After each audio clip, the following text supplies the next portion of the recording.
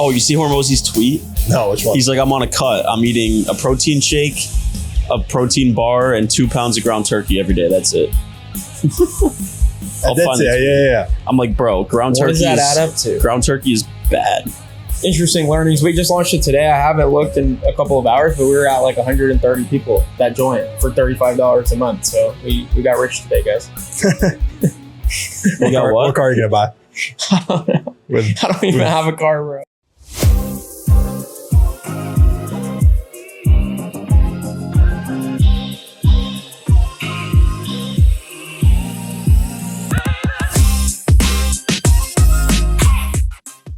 Welcome back to the Stick Talk podcast. We're back in the Grand Cathedral Cigar Lounge for the first time in what feels like a long time. We haven't actually sat down and recorded in like a month. I've been out of town. You've been out of town. You've been out of town. So a lot to catch up on. But first thing that I wanted to start off with is just going over those travels, what everybody's been up to. You were just back home in New York for a week? New York, and then I was in Fort Lauderdale. And then where else have I been? I feel like I haven't been traveling.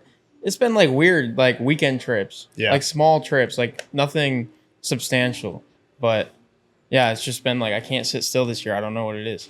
Plus, going back to New York doesn't really feel like traveling. If you're going home, it's more so just like you're going back home. It's familiar. You're not staying in hotels or anything like that. No, staying in my own bedroom. Bro, should I go to Scottsdale? You should, bro. When? That's crazy. So that's the a crazy Graziosi story. event. Oh, okay. So Christian got an opportunity to go to like an invite only. I think there's 10 people that are able to go to the event. 40. 40. Okay. It's on a Wednesday though. Who cares? So Christian got invited to go to an event in Scottsdale hosted by Dean Graziosi and Tony Robbins. And I think it's like an award ceremony essentially, or like a private mastermind of the top affiliates for mastermind.com. And if you remember way back when we were in school at Binghamton University in college, they just launched mastermind.com for the first time, and they were doing this whole like live webinar event online. And like I was in the first live webinar. Yeah. Because it just sounded like the coolest thing ever. It's like sell your knowledge online, package it all up and sell it. I'll tell him. And so now Christian, a couple of years later, has an invite to go to an event with Dean and Tony, two absolute legends in the space. It's just a cool like full circle moment. No one else wants to go. I can't. I'm gonna be in Nashville. Dan can go. I'm not going. I can't travel anymore. All right. I'll go by myself then. Have fun. I had a great time last time I went to Scottsdale solo. I'll wreak havoc on Casa Amigos for the boys. No, you had a good trip in Scottsdale. That last podcast was fire. Just going over all the different cool Gordon it was amazing. Presentations. Like I said, I had a great time traveling alone too, which I don't know if I've ever done before. But it was nice. Won some money at Talking Stick, so make sure you go back there. Nope. Come on. I don't want to gamble anymore. Oh yeah, traveling alone is like therapeutic, bro. Yeah. I did that. The only time I did that was to Colorado for Taylor's event, like a couple months before that, or around the same time actually. It's just nice. Yeah, and you'll connect with a bunch of good people, so it won't be like alone the whole time. Yeah, you'll be able to because you can't just like hang out with the guys you went with. Yeah, you have to like go meet people. Something. Otherwise, you just are like being awkward. Yeah, so it's like it just throws you right in it. How'd you get that? All right, I guess I'm going. The Pedro kid that wants to do affiliate work for us and won't stop hitting us up. Shout out Pedro. Rightfully so. Shout out Pedro. I mean, that's a good way to loop us into whatever services he wants to sell us. Yep. I mean, that's a hell of an invite. So yeah, that's a reason alone to do some work with Pedro if he's listening. Appreciate you, bro. And if we recorded a month ago, did we go through like your whole Texas, California excursion or no? I don't know. Maybe. Takeaway from that is don't schedule 5 cities in 2 weeks and expect to keep your physique and sanity intact. Because I looked down at my face. You look good now, though. I was telling you, you're like your face is like getting At smaller. one point during the trip, I could see my cheeks by looking down because I was so inflamed. But what'd you do when you got back to like get back into like the swing of it? Just regular shit. I opened up the fridge, there were a bunch of egg whites in there. I was like, this guy's dialed in right now. No. But like you've been probably really strict on workout routine, diet. I just work out a lot, yeah. And I never really eat like shitty at all, dude. Like I eat pretty clean most of the time. Naked Farmer blesses up with their food, and I don't know. The drinking is definitely my kryptonite. But yeah, it's the drinking that always ruins it. Bro, so I don't know if I told you this, but I was talking to one of the guys at Naked Farmer that's friends with the owner. Yeah. And he was telling me how the owner of Naked Farmer worked at Fresh Kitchen before starting Naked Farmer. Holy and he didn't like the direction that Fresh Kitchen was going in. So he decided to start Naked Farmer instead. I don't know. I That's think Fresh crazy. Kitchen might Isn't have that it. crazy? I still love Fresh Kitchen. That's like a Taylor Welsh, Cole Gordon type story. Yeah. That's what it reminded me of. Damn. I'm But yeah, like, trip damn. was fun. Lot back to back to back. Made a TikTok in a bar that got them 3 million views, and they didn't give me anything for it. So What was your favorite city that you were in? Didn't you meet Conor McGregor? Oh, yeah. no, I didn't meet. That's He was that like, he was from me to that cigar ashtray though. He's I don't know. He's Did you do the Connor voice? no. Everyone was swarming him, so I just let him rock. But He's like, fuck off, TikTok boy. I don't got He that was- time. he was friendly. I mean, he wasn't like a dick to anybody, but also got to go to a really cool basketball game with a connection friend, C1 Benyama. That was sick. But yeah, The alien. Yeah. yeah. Is that like his nickname, the alien, or is that just his logo? I think he just looks like an alien. I don't know if he has one. Logo. The dude is a prodigy, tearing it up. But yeah, what do we got? Internet money. Just Internet money another, just got born. another successful launch. That was What sick. you gonna do about it? I literally opened up. I was like, am I on my following page? Because all I saw was, I went through a phase where I was scrolling for 15 seconds. And It that was was every legitimately single like tweet? 20 tweets, every single one. It was on my For You page too. Nobody that I followed. Yeah, I don't know. We didn't really coordinate a plan to launch it other than Internet Money's launching at 11 a.m. today. Put out a tweet Yeah. and see what happens. I'm And excited I think to there run. was just so much like camaraderie built up from people that were in Internet Money, like when it first released last year. Yeah. And they got so much value out of it the first time around that they felt obligated to make sure that everyone that they know now knows about this being an opportunity again. Yep. And like that was just a chain effect. And then you go into the actual group, and I think Daniel just put a tweet out that said, "Hey, if you join, like just shout us out on Twitter, tag me, I'll follow you back, I'll retweet you." And that just started a chain There's just so much reaction. pent up demand from people that have been consuming our free education that still aren't ready for client ascension, Yes. but have built up enough goodwill in their mind to the point where like, I want to buy something. Yes. And it's just like that perfect starter course for them. Yeah. Super successful launch. So like basically Internet Money, the best way to describe it is it's like the starter pathway to joining a program like Client Ascension. I think the tagline is like learn a skill, learn how to sell and deliver that skill in the form of getting clients to make your first $1,000 online. And guys like Eamon who are in Client Ascension now, Eamon has scaled all the way up to like $90,000 a month with his agency. He started by joining Internet Money when he was at zero, got his first client, like he learned the skill set, got his first client, invested into Client Ascension and continued his growth.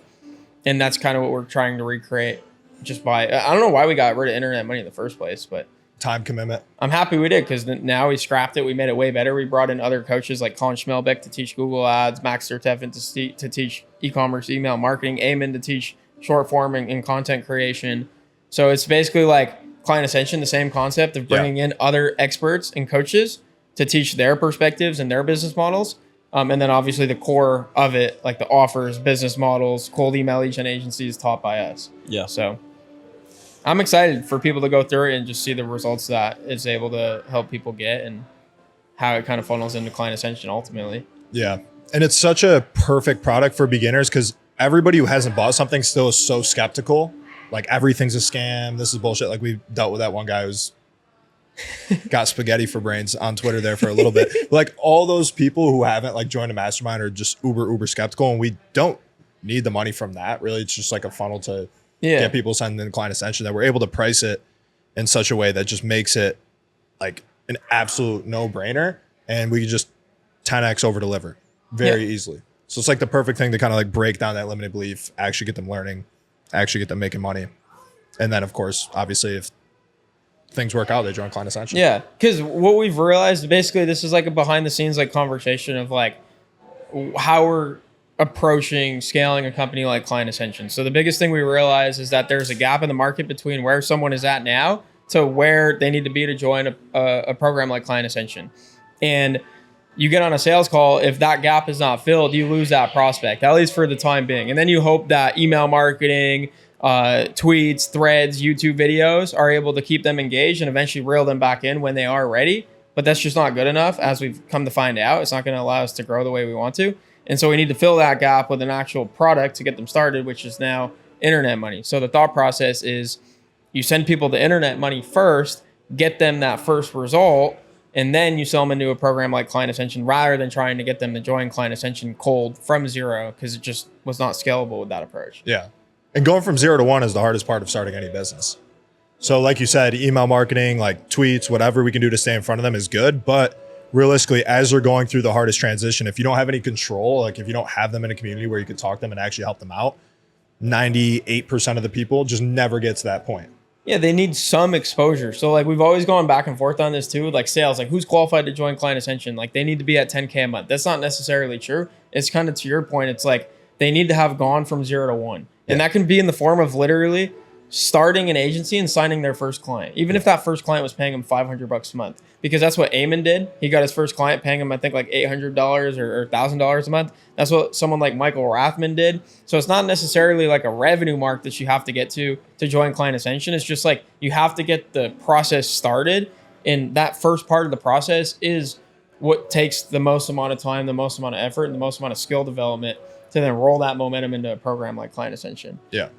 So interesting learnings. We just launched it today. I haven't looked in a couple of hours, but we were at like 130 people that joined for $35 a month. So we got rich today, guys.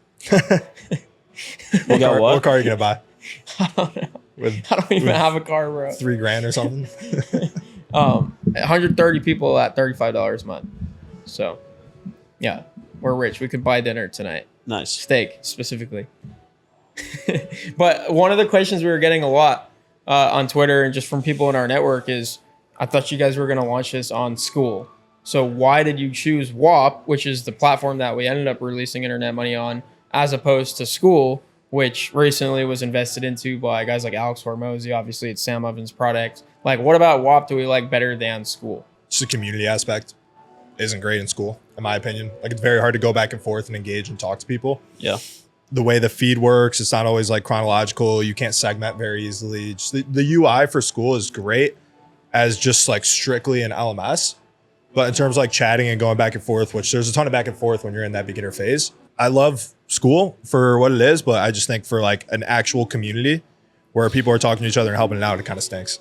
I agree. I think like in the simplest form, it's just like there needs to be a live chat. Yeah. Like there needs to be like a place where everyone in the community can go and send a message like instantaneously, like a big iMessage group chat. Yeah. Essentially. Yeah.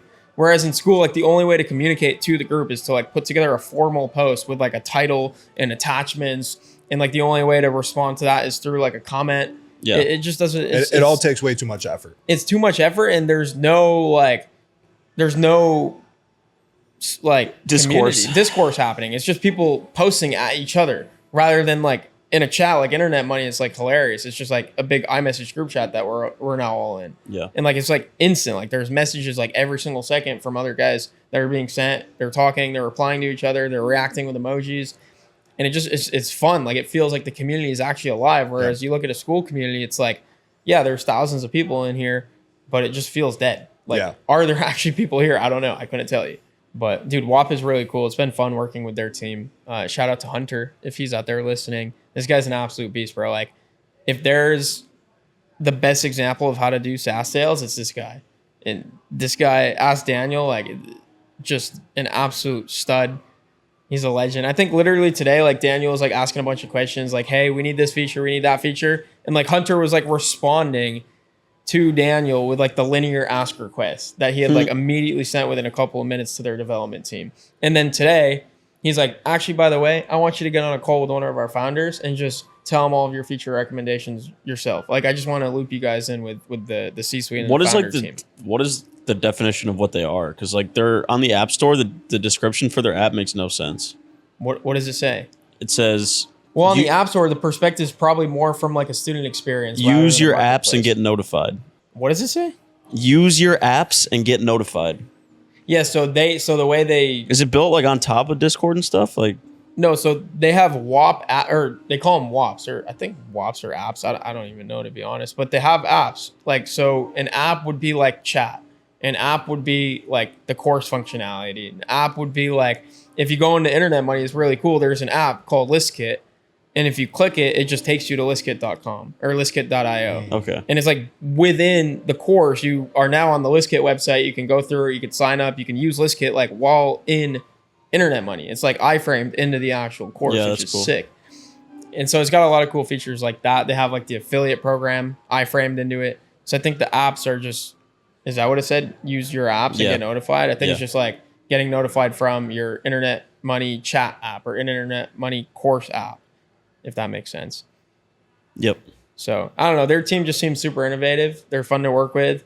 They actually take user feedback seriously and like they quickly implement it, like we've seen with a lot of requests we've put in since, you know, working on this internet money launch. Whereas Skool, it just feels like it hasn't changed since it's launched. Like I don't think it's changed at all. They have dark mode. I haven't seen an update since we started on there. Right? It looks the exact same. It works the exact same. And it's not like anything's broken. It's just that there's so much missing. Yeah. And I've seen this from so many other creators. So I don't know what's happening at Skool, but I know Hormozi's listening. You got to get your shit together, bro. Oh, you see Hormozi's tweet? No, which one? He's like, I'm on a cut. I'm eating a protein shake, a protein bar, and 2 pounds of ground turkey every day. That's it. I'll find it. Yeah. I'm like, bro, ground turkey. What does that add up to? Ground turkey is bad. What do you mean? Ground turkey just doesn't taste good. Oh, yeah. I thought you meant like bad for you. I was like, it's great for you. It's like the driest. Ugh. So is that just like pure protein diet? Yeah. Yeah. Meal 1, 42 gram protein shake, 21 gram protein bar. Meal 2 and 3, 1 pound ground turkey plus hot sauce. That's it. That's it. Like 2,000 calories. No, he does that. He does that for meal 2 and 3. So okay, so 2,000 calories, but like what, 300 grams of protein? Yeah. 63 plus 180. It's like 240. Yeah. It's insane. Guy That's like the leanest diet of all time. He just loves suffering. I mean, look at the guy. Obviously knows what he's Yeah, doing. but why does a guy like that need to cut? What is he cutting? I don't know. He's already jacked. That's what I'm saying. It's only a 21-day cut though. Wow. I should try that. 21 days, just be a fucking robot and see what happens. I would swap out turkey with like ground Chicken? beef, maybe. Chicken? Or chicken. Yeah. Something. Ground beef Something has a a lot little of more calories. enjoyable. Yeah. But I feel like that's manageable. You would be full. It just No wouldn't be carbs. enjoyable. That'd be awful. I know. It just wouldn't be enjoyable. Try it. I'll try it. No carbs actually isn't that bad. You have like the energy dip for like the first. My 7 to 10 workouts are days. awful with no carbs, bro. Like my workouts after like a Thanksgiving weekend are unreal because I have so much carbs in my veins. So do you eat before you work out, like carbs? Yeah. Like before going to the gym? I have the best workouts like after I eat. It just fuels me. Yeah, I'm but then gonna what work do you out do after the workout? You have to eat again. No, you don't. I feel like you should. No. You should eat protein to recover, no? Doesn't matter when you get your protein. Like it doesn't matter if you eat it before or after? No. No, I think actually you're supposed to eat it within 30 minutes after. I consulted my thought like physician. logically it's like you work out, you break down everything, and then you refill. Everyone has different answers for everything, so I don't fucking know, bro. No, I don't know the answer. I'm just that's Logan what Fitz I've said always doesn't thought. Is matter, I so work I'm like, out alright. and then I recover, rather than I recover. And None then of I us work look out. like Hormozi, so we should just all try it for Yeah, 21 I'm days. not saying take health advice just from me, cycle but that's just what I steroids. always understood. Let's just do a team HGH cycle and see what happens. Honestly, we probably hit a record month A all team across the what? board. HGH, What's that? human growth hormone. It's like testosterone. Oh, is that something like what Rogan would take? That's what Hormozi takes too. Oh, so he's cheating. Nah, he's not cheating. He's doing Bro, testosterone if I took it, I'd look replacement like therapy. Hormozi. He's doing TRT, which is a little bit different. But so if I took TRT, would I look like Hormozi? That's the question. No, you Why? wouldn't. It's just You might, bro. You're Lebanese. You can put on muscle easy. But it makes it a lot easier for him to look like that. yeah. You have to first get your testosterone. You think levels Alex back Becker's up. on that? I have no idea. I don't even know what Alex Becker looks like. He's Oh, jacked. he's definitely on. Dude, did you see like his tweets? He talks about how he took like the protocol. It's like 30 different pills, a couple injections. Yeah, I don't understand that. Like, if you have to think about it that much, like something's wrong. I'll see if I can find it. But like there is an Alex Becker tweet that's like, yeah, started my morning with X amount of pills, X amount of injections. And I'm like, that can't feel good. Like you're just juicing yourself with the most random things. Let me see. Yeah, but it's probably the best shit money can buy. Yeah, I guess. He probably feels amazing, actually. I think Yeah. guys like that are just like chronic optimizers. So like every facet of their life, they have to. I think it's literally they have to just perfect. Becker and Hormozi. Like I've never seen anyone like with this much intensity. Of like, let's see. Yeah, he always posts on Twitter. He's up at like 3 a.m. or 4 a.m. It makes no sense. Like, what are you doing? Sleeping on the floor, no bed. What? Yeah, like what is he doing at that time? I thought he like had a huge exit, and after that would just like fuck He's off. working, bro. Why aren't you working at 3 a.m.? Bro, if I was working at 3 a.m., I would be crashed at 3 p.m. and it wouldn't be any different than what I'm doing now. Yeah. I never understood that. It's like, all right, you start at 3 a.m., but by noon you're cooked. I don't know. I'm trying to find the tweet because it's like actually insane. Like he put it out there, his entire protocol. I don't know. I don't think I'm going to Anyways, it's a lot of things that he puts in his body. We'll just keep it at that. I'm not going to be able to find it, but you guys have probably seen it or know what I'm talking about. And yeah, I just can't imagine taking that much stuff would feel good. Yeah. Dude, I put like one Zin in and I feel like I'm spinning. Yep. A little bit different. Yeah, maybe, but like I just feel like if there's so many different fluids and medicines entering my body, like I wouldn't feel great. Yep. Or maybe I would. I don't know. I have to try it. If I had a ton of money, though, I would go and probably do something similar. Why though? Like what is the Chris motive? Williamson talked about this, the guy who runs the Modern Wisdom podcast. Yeah. About how like he started doing like TRT and like got his testosterone levels measured and just like had to take a bunch of shit. He's like, it's crazy how you just feel normal in any state, and then when you break through and get to like that next level physically, you're just like, wow, I can't believe that felt normal. Like I felt like shit. I was tired all the time. I just didn't realize it because it was just normal for me, so I didn't know any different. So they just feel like they're always on. Yeah. Like they never feel tired or like. I'm sure they get tired, but like in comparison to what they felt before, they just feel way better. So it just leads you down this rabbit hole where you're like more. Like, how can I get more of this? Yeah. Like with any drug, drugs can be helpful. I was gonna say, right? It's just drugs at the end of the day. It's not like natural. Now, when you take it too far is when you become like that Brian Johnson guy who's trying to live forever. Yeah, he's like the biohacker. Yeah. He's going to die. Usually, ironically, those guys live the shortest. Yeah. He's Right? going to die young. He's thinking about it too much. That's what I'm saying. Like the over optimizers are usually the ones that actually end up getting exactly what they tried to avoid in the first place. I don't know if there's like a rule for that or something, but that's usually the case. Like you're trying to play God is essentially what you're doing. I think your mindset, like if you're constantly just thinking about your health, it's just gonna fuck you up. I don't know. Maybe I'm wrong. You gotta be like John Daly. Just fucking keep going strong, being a degenerate, playing golf, I having don't think fun. he's going very strong, bro. He's hurting bad. Dude, he still drives the ball like 330. Legend. He's hurting bad though. Bro, there's a course in New York where there's a plaque on the hole because he had an event there and he hit it in the water on a par 4, teed it back up, put it to 5 feet, tapped in for par. He drove the green on a par 4 and parred it. Yeah. After he put it in the water. Yeah, guy's a legend. I love that guy. Good example of a downfall of a chronic optimizer is Tiger Woods. Yo, chill, bro. Optimizer, he's a degenerate. No, but he used to like go through Navy SEAL training before. Yeah, but that's when it events. was working. When he was doing that. But it led to him getting like too muscular and it fucked up his back and he changed his swing 8 times because of it. He wouldn't have won as much as he won if he didn't do that. I feel like it was part of his journey. He wasn't too muscular when he was good. He was skinny. No, but when he got too muscular is when he started getting all those injuries. Yeah. I think the mistake Tiger how do you made hurt yourself that much playing golf? Like his back. How do you fuck He wasn't yourself hurting up? himself playing golf is my point. Oh. Yeah, I think that's what I was getting at too. Is like the biggest mistake Tiger Woods made was off the golf course. It was never really what he was doing in the golf world. So, what did he shoot, like an 86 or something this yeah, weekend? bro, I was so pumped after the first and second round. I was very convinced he was going to win. What was he at going into the weekend? He was like 5 back. And then that third day, he shot his highest round in a major of all time. So, it was over after that. His swing just looks like stiff. His swing looks great when he's like early on to the tournament, but by round 3 and 4, looks like he can't move.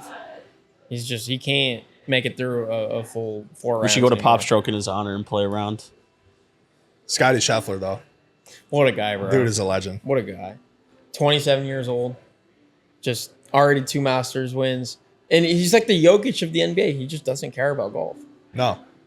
He's just golf is cool.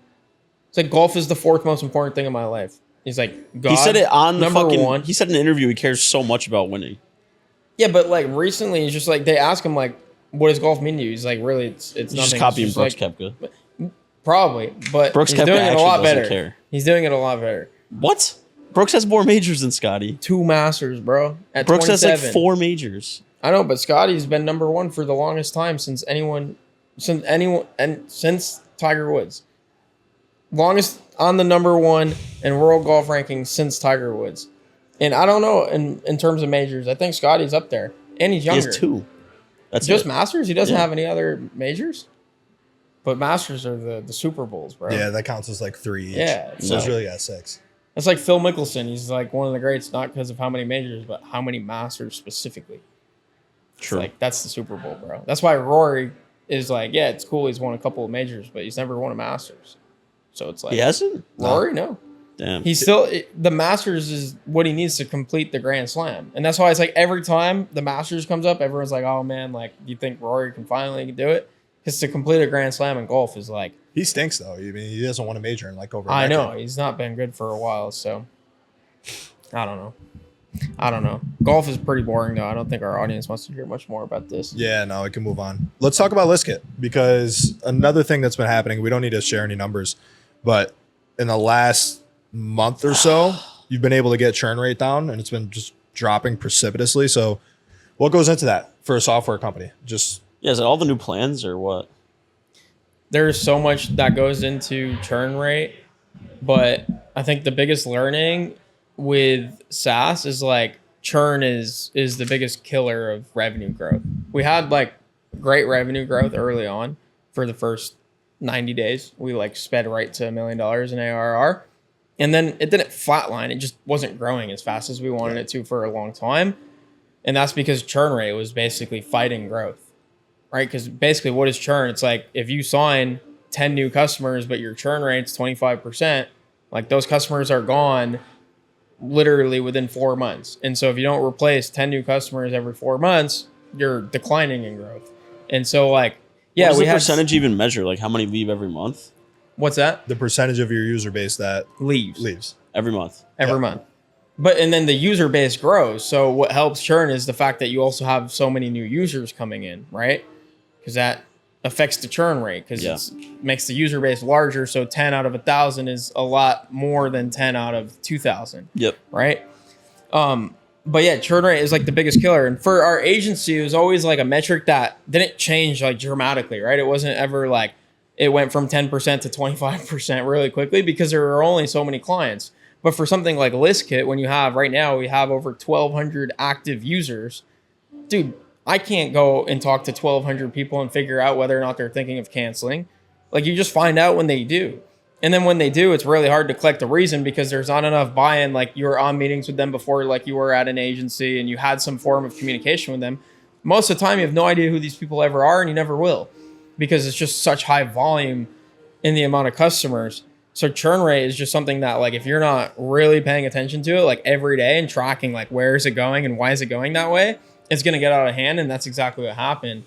But yeah, in the last month, we took churn from I'll say those numbers specifically. The height was 23.8%, which is frankly like embarrassing of a churn rate, all the way down to now just under 13%. So like less than half of where we were at a month ago.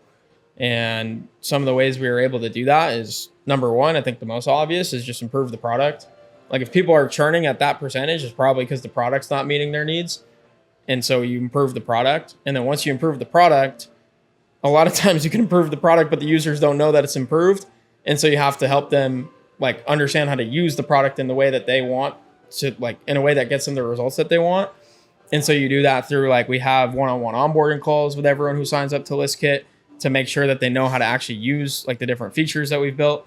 And then we have customer support. Like our team there is amazing. We now have 18 hours of support every single day and on weekends with a 3-minute average response time. So like, there's no way you reach out to our team and don't get an answer like before you leave the tab or the computer to go do something else. So it's just a bunch of little things. And then, yeah, like Christian said, pricing plans too. Like it's going to be a lot easier to justify paying $79 a month if I get 2,000 credits as opposed to 1,000 credits. Yeah. It's just like the value of the service you're now offering, you're able to justify keeping it a lot longer than you were before. So those are most of the things that go into churn percentage and taking it down.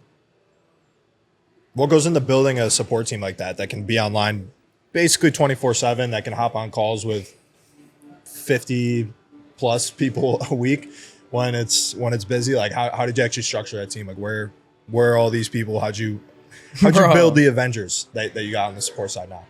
Bro, the secret is like all of our support team except Bryce. So Bryce was a unique scenario because he was someone that wanted to join Client Ascension. And so we bartered a deal where we let him into Client Ascension in exchange for being on our support team.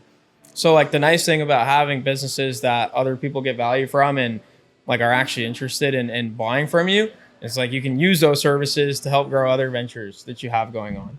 Right? Like we've talked about this before. The best hires, even for Client Ascension, come from the Client Ascension community itself. Yeah. And so that was where Bryce came from. And then the rest are all in Lebanon.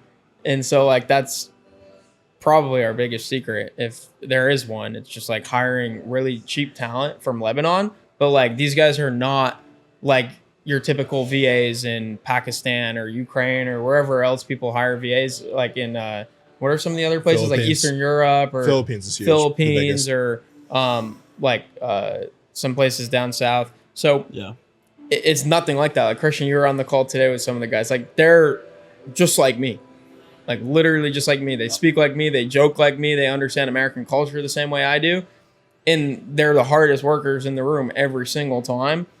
And so you just give them a mission. You give them really good pay, which to us is like not a big expense really, comparatively to like what they would be getting paid. Yeah. Or what we would have to pay an American to do the job. Yeah. And then I think the good thing about ListKit and how we built the support team is you show them the numbers and the results of their work. So like them seeing the churn rate at 23.8 pisses them off. Them seeing negative reviews pisses them off. And so then them taking all these actions and seeing, okay, now the churn rate's here. Now the reviews are saying this. Like they're hyped, bro. We had an ice cream party last week because they were so hyped. How do you get ice cream over to Lebanon? Oh, they just took it out of their fridge. Actually, it was during Ramadan, so I felt bad. So it was just me and Bryce. So it was terrible. But we rescheduled another one for when we're under 10% churn rate, or when we get 100 positive or 5-star G2 reviews. But yeah, it's just hiring cheap talent in Lebanon. And I think the fact that I'm also from Lebanon, so I can like understand their culture and speak to them about things that are happening in the country. Like these guys are like my brothers. Like I actually love these guys. Like it's the most fun I have running the business is getting to meet and interact with these guys and help them. And then just like anytime you hire someone, find out what motivates them. It's not always going to be how much you pay them. Like they all have their own individual goals that I can help support. Like for example, one of our guys wants to visit Japan one day. And so like he sets aside money every single month. Burhan, he wants to visit Japan. That's like been a lifelong goal for him. Huh? He's an anime guy? No. He's a gamer. But like helping him to reach that goal through the work he's doing for ListKit, like it just gives him a higher purpose rather than I'm just answering angry customers on intercom all day. Yeah. If that's the job description and that's all it equates to, then you're never going to find someone that's good at the job and that sticks around and does it as long as you want them I want to. to go on intercom later and just see what I haven't checked out in months. You would be blown away by some of the things that these guys are shielding us from and just dealing with on a day-to-day. And like the attitude that they bring. I mean, Dan knows better when I was 14 than anyone. Dan would be like, I'm going to lunch. I'll log in. I'm like, fuck, come back from lunch, bro. Yeah, for like the first month, you were managing intercom. Like 6 weeks, dude. I remember I went to New York City right when we launched. I was traveling and like I was literally just sitting in a bar and it was with Max, with Julia, with a couple of her friends. And they're like, dude, what is wrong with you? Because I'm just sitting in the corner, not socialized. I'm just like the whole time because it's like super busy. It's on launch. Like credits aren't loading in the account.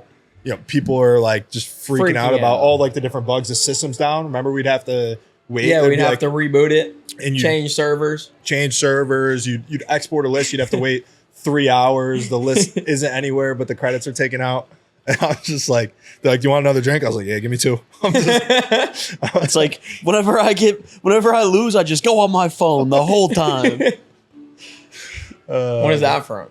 I think you should leave, of course. Of course. I was gonna say for no problem being on my phone the whole time. But yeah, those first couple weeks in intercom was not the most fun I've had running these businesses. But it was a good experience because then I was like, when I was finally away from it, I was like, wow.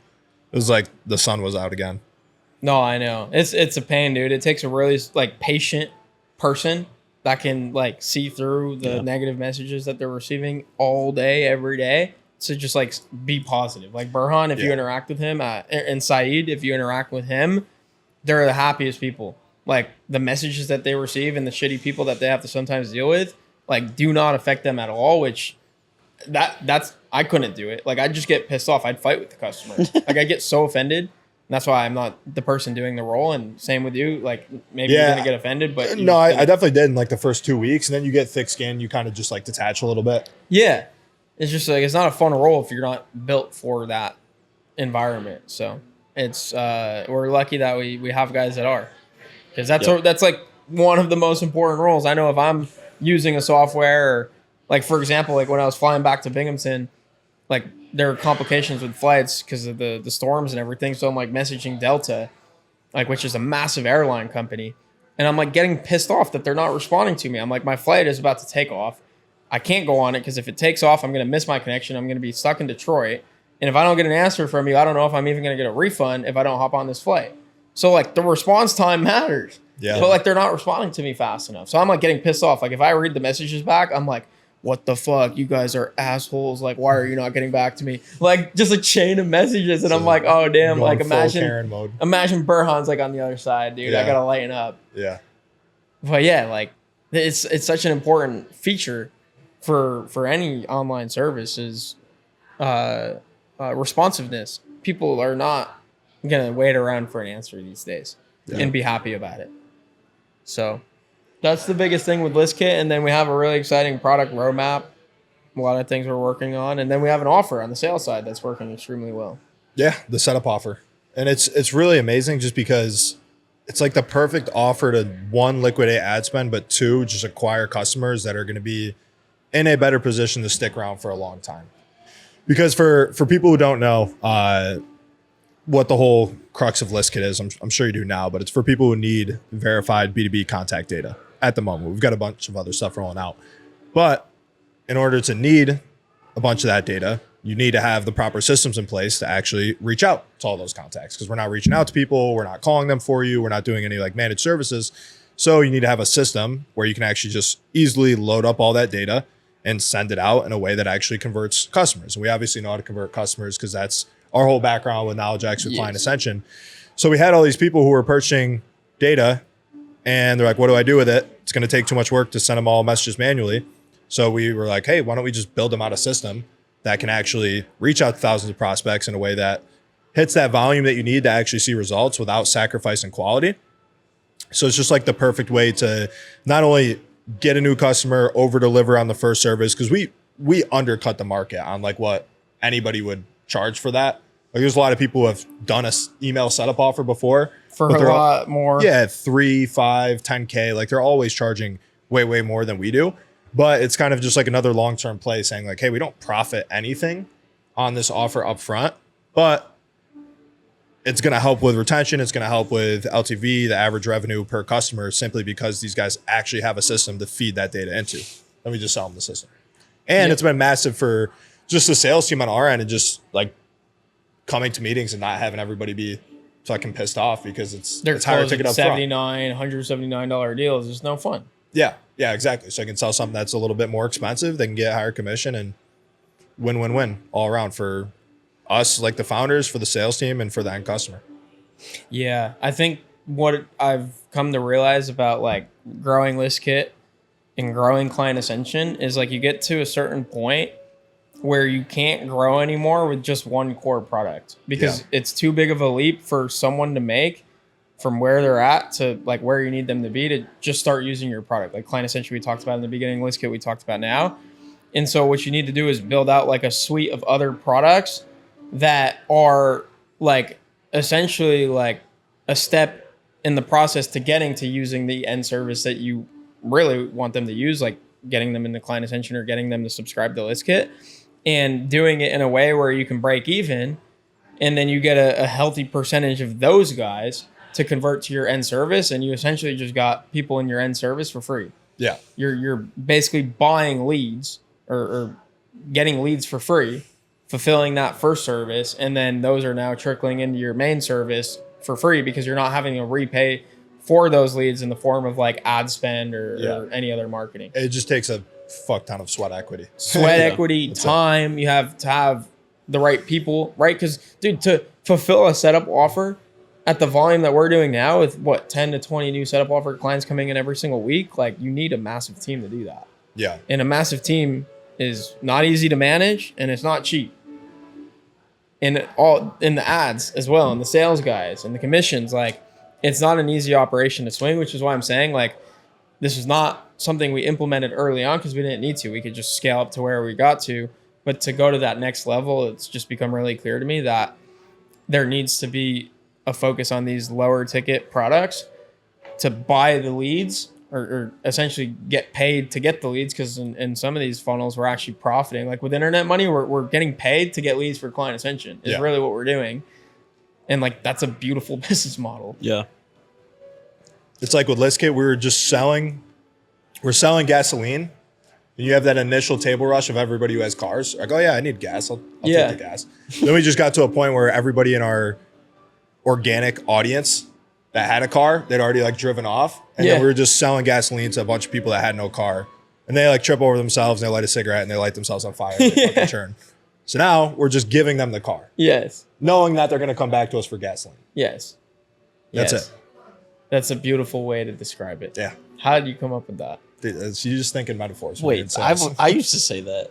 No, like with anything though, like with analogies. Yeah, if you just explain shit and like I use that same analogy on sales calls. Not that same exact one, but similar like car, like with the training that we give to you. Like we also teach you how to become a mechanic, right? Like we give you the owner's manual. We teach you how to fix up the car when it's broken down because it's not a managed service, right? Like you have to actually change shit on an ongoing basis. But yeah, analogies, metaphors, they help in sales. Yeah, I mean, I just understood what we do a lot better. It's always the dumbest shit. I might buy after this podcast. It's always the dumbest shit that works well too. Like with we were going back and forth with Temple to fix up our client Ascension script. And it's like all like, imagine you go to a fishing store and you buy the most expensive fishing pole. And it's always like just shit like that just works. Yeah. Stories. Yeah.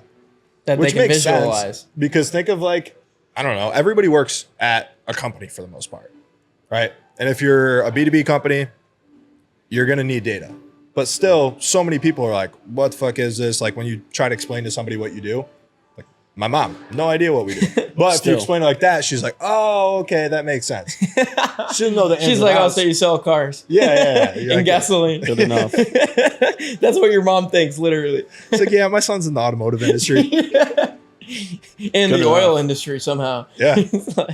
That's what I'm in charge of the oil sector. Yeah, he's got you in the Middle East crew. Yeah, and Lebanon's like 13 square miles. I'm sure there's plenty of room to drill. Yeah.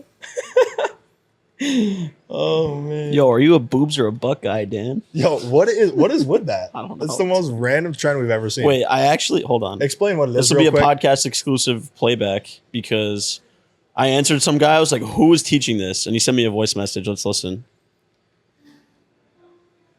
Just a marketing stunt from our company to help get more outreach. So the reason why I'm actually reaching out to you is because I've seen that you run a coaching business. And what we do, we take coaching businesses as they are, and we take them to that next level. We help them hit that six-figure mark and make more money, gain more clients, help the business grow. Now, I'm not going to bore you with any of these details. So if you are interested, just let me know, and I can send you some more information about it. It's always like the Eastern Europeans who are like... Yeah. Just no awareness of any societal norms. And think they're funny and they're fucking retarded. But it doesn't work. No. They just get made fun of on Twitter for a week and then everyone moves on. And I met this kid the other day who sells water filters to athletes, like in-home water filters. And they got Shaquille O'Neal by sending a water emoji. What? I swear. And their follow-up was a... I'm going to try that with my hat. It's just hat I emoji. love that, though. It's like the detective emoji. Yeah. I'm going to try that with my hat. It's like when you try too hard with like to just get someone's attention for something that is completely unrelated to what you're selling. Yeah. Like the example you were just talking about. It's just like, no. It's just no. Like you're trying way too hard. I'm going to tweet that right now. Yeah, the weird like misdirect. It never works. Yeah, like how do you think this conversation is then going to swing back to something serious about business? Like it just never will. I just mess around with the guy. Be like, I'm a boobs guy. Send pics. That's all. Show me your mums. I'll be like, Yeah. brother, I thought I was good. I'm not gonna respond. Bro, cold DMs are terrible. I put out a tweet yesterday. I've just been getting randomly. You're in my account, so you probably see it too. But I'm getting DMs like, "Thanks for following me." Like I noticed you just started following me. I'm like, dude, I haven't followed anyone on Twitter in like weeks. Yeah. Like what? Like these guys just turned on an automation. The best DM strategy is like if you have to give free value. Like, yo, bro, I made a YouTube video outline for cold email. Want me to send it? That's all that works. And like it's actually a YouTube outline for them. It's Yeah. not like a template or a swipe file that Yeah. you're gonna send to everyone else. Because then it's just like fake value. Yeah. It's like manipulating them, thinking they're getting real value applied to them, but they're not. It's just common sense. Like if my first interaction with you is you manipulating me to get what you want, why would I buy the next thing? There's just such a logic break. But it's just something new. So you know that somebody sold him on that as like this new thing that other people aren't doing. Yeah. And shouldn't be doing ever. They forgot that part. Yeah. The logic So breaks. dumb. Yeah, new shit sells, but unfortunately it's usually just the same We got old to stuff that makes sense that we works. probably got to wrap up here in a minute. This is like a hard pivot. But Christian, I want to know, what is the appeal of Caitlin Clark? This is like a hard pivot. I'm just so interested. She's literally made women's basketball relevant. How could women's basketball be relevant? Exactly. She did the unthinkable. Hear me out. If Christian put on a wig, Stop. You hear what some reporter said to her today? Some wild shit. oh yeah, that was weird. He's like, do that to me. I'm like, what the fuck? yeah, What? Yeah, she was like, Some reporter was like, so she goes like this after she makes, or after her games, she does it to her family in the crowd. And the guy like did that, and she was like, oh, like you like that? And he was like, yeah, I love it now that you're here. And then she was like, oh yeah, I do. It's like my family after games. He was like, yeah, well, do it to me. We'll get along just fine. Like, it's like a creepy old reporter. But like, dude, I don't know. That's No, like it's a bad position for him to be in because like No, I it's don't know. weird. Like he forced the issue on the question, but I guess. she To made answer women's your basketball question, relevant. she was like, she's like the female version of Jimmer Fredette when he was Okay. in college. Just so entertaining that you just can't look away. Bro, but I never looked in the first place. I don't think I've ever seen her I know, but social media, like she, I think it was her and another girl actually that were top of the NIL earnings for all of college basketball. It was like 1 and 2 were girls, and then guys came afterwards. That's insane.